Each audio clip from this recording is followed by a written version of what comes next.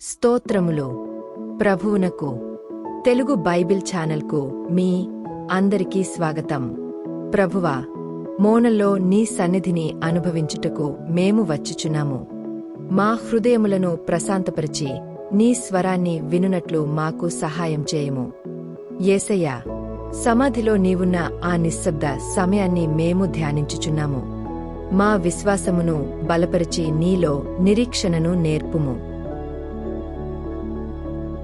కీర్తనల గ్రంథము 130వ అధ్యాయం 1వ వచనం నుండి 8వ వచనాల వరకు. 5వ అధ్యాయం. యెహోవా, అగాధస్థలములలో నుండి నేను నీకు మొరపెట్టుచున్నాను. ప్రభువా, నా ప్రార్థన ఆలకింపుము. నీ చెవి యొగ్గీనా ఆర్తధ్వని వినుము. యెహోవా, నీవు దోషములను కనిపెట్టి చూచినేడల ప్రభువా, ఎవడు నిలువగలడు? అయినను జనులు నీయందు భయభక్తులు నిలుపునట్లు నీయొద్ద క్షమాపణ దొరుకును. యెహోవా కొరకు నేను కనిపెట్టుకొనుచున్నాను. నా ప్రాణము ఆయన కొరకు కనిపెట్టుకొనుచున్నది. ఆయన మాటమీద నేను ఆశ పెట్టుకొనియున్నాను. కావలివారు ఉదయము కొరకు కనిపెట్టుట కంటే ఎక్కువగా నా ప్రాణము ప్రభు కొరకు కనిపెట్టుచున్నది. కావలివారు ఉదయము కొరకు కనిపెట్టుట కంటే ఎక్కువగా నా ప్రాణము కనిపెట్టుచున్నది. ఇశ్రాయేలు, యెహోవా మీద ఆశ పెట్టుకొనుము. యెహోవా యొద్ద కృప దొరుకును. ఆయన యొద్ద సంపూర్ణ విమోచన దొరుకును. ఇశ్రాయేలీయుల దోషములన్నిటి నుండి ఆయన వారిని విమోచించును. పాత నిబంధన విలాపవాక్యములు 3వ అధ్యాయం 25వ వచనం నుండి 33వ వచనాల వరకు. తన్ను ఆశ్రయించువారి ఎడల యెహోవా దయాళుడు. తన్ను వెదకువారి ఎడల ఆయన దయచూపువాడు.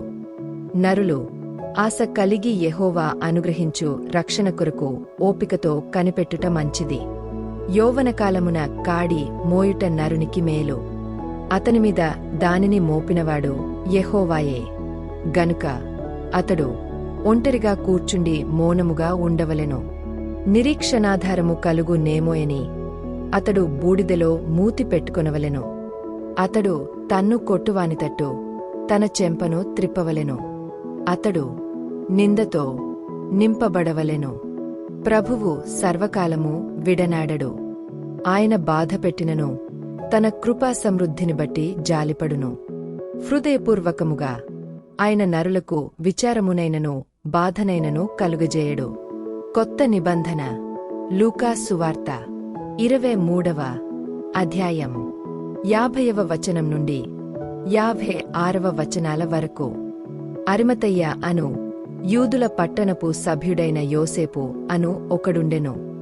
అతడు సజ్జనుడును నీతిమంతుడునయుండి వారి ఆలోచనకును వారు చేసిన పనికిని సమ్మతింపక దేవుని రాజ్యము కొరకు కనిపెట్టు చుండినవాడు.